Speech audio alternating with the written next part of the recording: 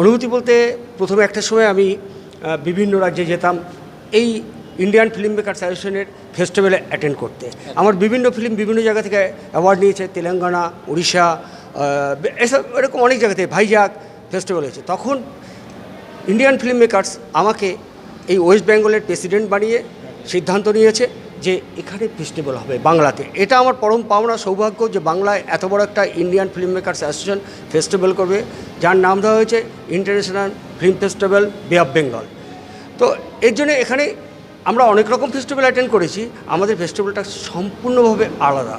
কারণ ভারতবর্ষ নয়, ভারতবর্ষের বাইরে 17টা কান্ট্রি, মানে 17 কান্ট্রি আমাদের এখানে অ্যাটেন্ড করেছে এই ফেস্টিভ্যালে।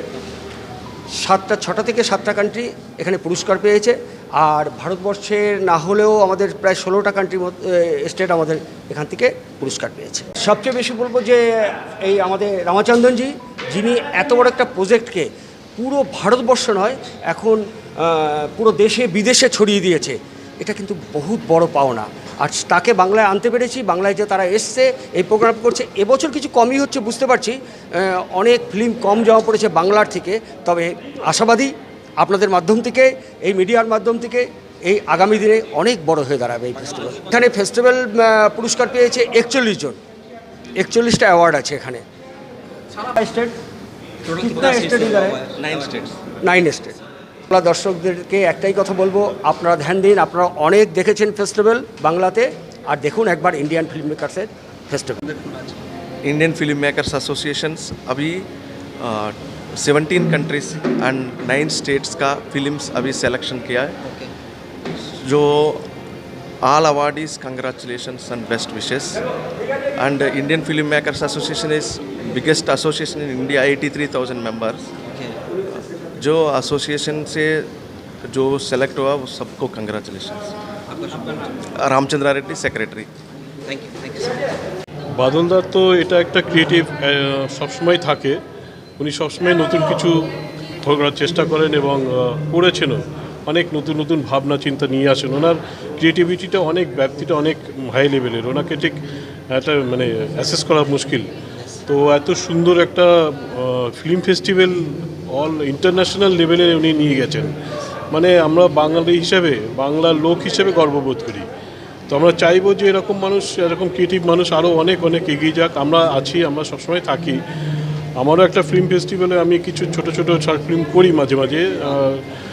আমার কুমারী পুজো স্বামী বিবেকানন্দের উপরে করেছি। তো কিছু মিসকমিউনিকেশনের জন্য এই ফেস্টিভ্যালে আমি দিতে পারিনি, ওটা নেক্সট ফেস্টিভ্যালে দেবো। কিন্তু এই যে ওনার কর্মব্যাপ্তি, এটার জন্য আমি হ্যাটস অফ, ওনাকে অনেক অনেক ধন্যবাদ জানাই। আর স্যারদের নিয়ে এসছেন অনেক দূর থেকে, তারা সমস্ত ইন্টারন্যাশনাল ন্যাশনাল লেভেলের লোকজন। তো বাংলা গর্ব, আমরা গর্বিত ওনার জন্যে। Thank you. আমার নাম অসীম কর্মকার, আমি ক্যালকাটা হাইকোর্টের প্র্যাকটিসিং অ্যাডভোকেট।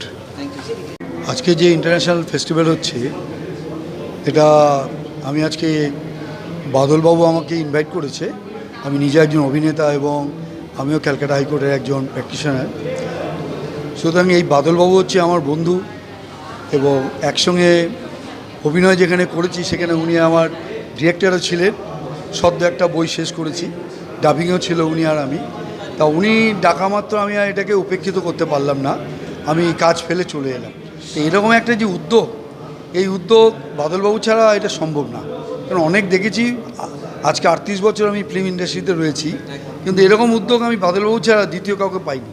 সব নিজেরটা ভাবে, কিন্তু বাদলবাবু সবার জন্য ভাবে, এটাই তার বিশেষত্ব। আমার নাম ডক্টর পার্থসারথী ঘোষ।